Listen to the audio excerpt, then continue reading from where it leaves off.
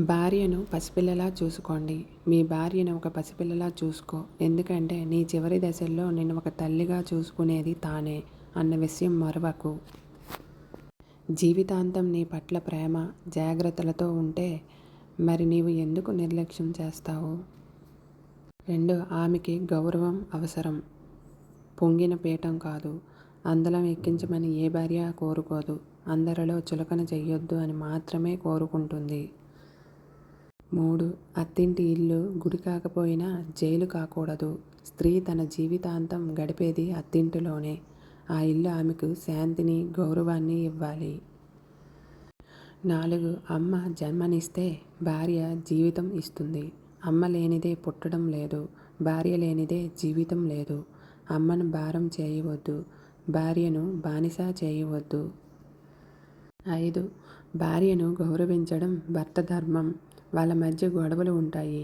కానీ సమాజంలో భర్త పరువు నిలబడేలా భార్య చూస్తుంది. అతనికి ఆమెను గౌరవించాల్సిన బాధ్యత ఉంది. 6. గెలుపుకైనా కన్నీటికైనా ఇద్దరూ బాధ్యత వహిస్తారు. భర్త విజయానికి భార్య ఓ ఆధారమైతే భార్య ఆనందానికి భర్త కారణం. ఇది పరస్పర బంధం, భారం కాదు, బలం. 7. తల్లిదండ్రుల కోసం భార్యను వదులుకోవద్దు. తల్లిదండ్రులు ముఖ్యమే, కానీ వారి కోసం భార్యను వదులుకోవద్దు. ఆమె నీ కోసం తన తల్లిదండ్రులను వదిలి వచ్చింది. ఆ ప్రేమను తక్కువ అంచనా వేయకండి. 8. మగవాడికి వేరే ప్రపంచం ఉండవచ్చు. ఆమెకు భర్తే ప్రపంచం. మగవాడికి ఎన్నో ప్రపంచాలుంటాయి, కానీ ఆడవాళ్లకు భర్తే ఒక పెద్ద ప్రపంచం. ఉన్న ఒక్క ప్రపంచంలో కూడా సంతోషం లేకుండా పోతే వాళ్ళ బాధ ఎవరితో పంచుకుంటారు? అందుకే వీలైనంత వరకు భార్యతో ప్రేమను పంచుకోండి. ఆమె నిన్ను విశ్వసించి వచ్చిందని గుర్తుంచుకోండి. 9. లక్షలు సంపాదించకపోయినా ప్రేమను పంచండి.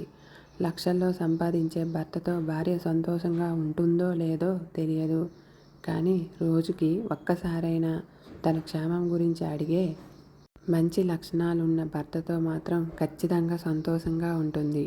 ఆమె నిత్యం నీవు బాగున్నావా అన్న మాట కోసం ఎదురు చూస్తుంది. ఆ మాట ఆమెకు లక్షల విలువైన అనుభూతి. 10. ప్రేమ ఉంటే పచ్చడి మెతుకులతో కూడా పరమాన్నాలవుతాయి. అర్థం చేసుకునే భాగస్వామిగా ఉంటే పచ్చడి మెతుకులు కూడా పరమాన్నాలవుతాయి. మనిషికి కావాల్సింది ప్రేమ, ఆప్యాయతలు మాత్రమే. అవి ఉంటే చాలు. మనం ఉండేది పూరి గుడిసె అయినా రాజభవనం అయిపోతుంది.